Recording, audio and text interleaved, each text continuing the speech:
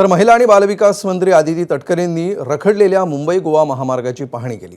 यावेळी त्यांनी माणगाव बायपासवर सुरू असलेल्या कामाचा आढावा घेतला। आढावा घेतल्यानंतर गणेशोत्सवापूर्वी बायपासची एक लेन सुरू होणार असल्याची माहिती आदिती तटकरेंनी दिली आहे। उर्वरित रखडलेल्या कामाचा देखील प्रश्न लवकरात लवकर मार्गी लावणार असल्याचं त्यांनी म्हटलं आहे। मला खात्री आहे की एकदा हा बायपासचा एक लेन जरी सुरू झाली तरी मोठ्या प्रमाणामध्ये आपल्याला वीकेंडला किंवा सणासुदीच्या कालावधीमध्ये रिलीफ ट्रॅफिकला मिळू शकेल।